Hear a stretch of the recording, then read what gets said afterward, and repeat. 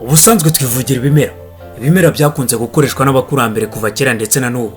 Akenshi bikoreshwa mu kuvura indwara zitandukanye nk'uko abahanga bagenda babigaragaza mu bushakashatsi bwabo. Uyu munsi ndaza kubabwira ku kimera cyitwa ibinyomoro. Nitwa Freddy, iyi ni YouTube channel yitwa Ikibabi TV. Kora share na subscribe. Urubu duteye inkungi ikomeye. Ibinyomoro byatangiye guhingirwa muri Amerika y'Amajyepfo. Siho byera gusa cyane kuko no mu Rwanda, Afrika y'Epfo, Australia, New Zealand isa ku mwanya wa mbere. Ibi ni bimwe mu bihugu byeramo cyane ibinyomoro. Biri mu moko atatu. Hari bitukura, ibi nibyo bizwi cyane mu gace duherereyemo, iby'umuhondo ndetse n'ibifite ibara rya zahabu. Ku rubuga www.lifepersona.com bavuga ko ibinyomoro bigira akamaro gakomeye ku buzima bw'umuntu birya. Mu byiza by'ibinyomoro bivugwa kuri urwo rubuga harimo kuba ari urubuto rwigiramo ibyitwa antioxidants nyinshi nka vitamine C, B-carotene, anthocyanin na vitamine E. Ubushakashatsi butandukanye harimo bwakozwe na kaminuza yitwa Chalmers University of Technology yitwa Gothenburg bwagaragaje ko ibinyomoro byifitemo ubushobozi bwo kurwanya ibintu byitwa free radical bishobora kuba intandaro yo kurwara kanseri zitandukanye. Ibinyomoro byongera vitamine A ndetse na vitamine B6, iyo ikaba igira akamaro mu gufasha abakobwa cyangwa abagore bababara mu gihe cy'imihango. Ikaringaniza urugero rw'isukari mu maraso ku bagore batwite, ikanarinda ko habaho utuntu dusa n'utubuye tujya mu mpyiko zikananirwa gukora neza. Ibinyomoro kandi byongera ubutare bwa feri mu mubiri, bigatuma umuntu abona amaraso ahagije, kuko kuyabura bituma umuntu agira ikibazo cya anemia ijyana no gucika intege kw'imikaya ndetse no guhorana umunaniro. Ibinyomoro kandi bikizana no ku butare bwa magnesium bugira uruhare mu buzima bwiza bw'ubwonko n'umutima. Ikarinda umuvuduko w'amaraso ukabije, ikarinda n'amaraso kwipfundika. Ikindi kandi nuko iyi magnesium byifitemo yongera ubudahangarwa bw'umubiri, ikanakomeza amenyo n'amagufwa. Ibinyomoro kandi byigiramo ubutare bwa zinc na potassium, ikaba igira akamaro mu kugenzura urugero rw'amazi mu maraso.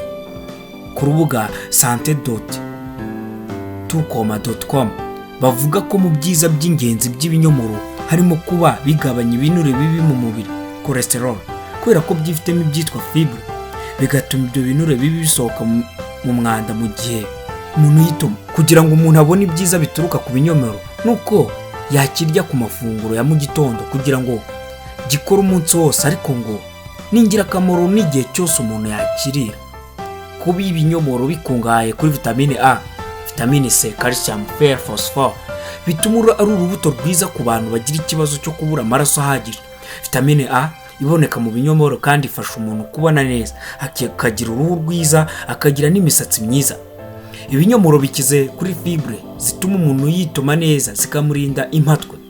Ibinyomoro kandi ngo ni urubuto rwiza ku bantu bakunda kugira ikibazo cy'igogora ry'ibiryo rigenda gahoro cyane.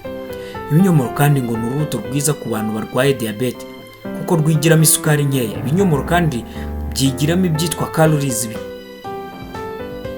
nkeya cyane, ku buryo ngo ari urubuto rwiza ku bantu bifuza gutakaza ibiro. Abantu benshi bazi ko ibinyomoro ari imbuto z'abana, ariko bigira akamaro ku buzima bwa buri munsi. Ariko ku ngero zose z'abantu ni ingirakamaro, kandi bishobora no guhingwa mu zindi ndabo cyangwa abandi bitafata umwanya munini.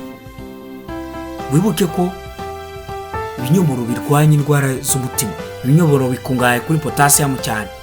Potassium izwiho kugabanya ibibazo bishobora guterwa n'umunyu mwinshi, sodium, harimo gufasha umutima gutera neza no kugabanya umuvuduko w'amaraso ndetse no kuringaniza amatembabuzi aba mu turemangingo.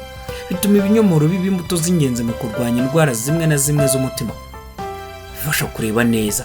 Vitamine B zitandukanye zirimo ku rugero harimo BE, BD, B6. Izi vitamine zose zifasha mu mikorere y'umubiri, kubona neza, mu kugira imbaraga mu mubiri ndetse no gukorwa kw'imisemburo itandukanye, kurwanya kanseri. Ibinyomoro cyane bitukura bibamo ibyitwa anthocyanin bizwiho kurinda indwara nyinshi zitandukanye, cyane cyane za kanseri. Kubera izi mbuto zikize kuri vitamine A, zirakenewe cyane mu gufasha kubona neza kw'amaso, kugabanya isukari mu maraso. Bimwe mu binyabutabire bigize ikinyomoro, polyphenolic, flavonol na anthocyanidin, bigaragara cyane mu gice cyegereye inyuma. Ubushakashatsi bwerekana ko zifasha mu kurwanya indwara zitandukanye, Bwerekana kandi ko ibinyomoro bikize kuri acide igira uruhare mu kurwanya diyabete yitwa chlorogenic acid, ikaba ifasha mu kugabanya isukari mu maraso ku barwayi ba diyabete yo mu bwoko bwa kabiri. Ibinyomoro bifasha mu guta ibiro, bifasha mu kugabanya ibiro. Ubundi bikora bite? Ushobora kubikoresha nka salade ukabijya byonyine cyangwa ugakora umutobe wabyo. Kubera acide igaragara muri izi mbuto, bifasha mu gutwika ibinure mu mubiri. Ubifatanyije no gukora imyitozo wagabanya ibiro byinshi mu gihe gito.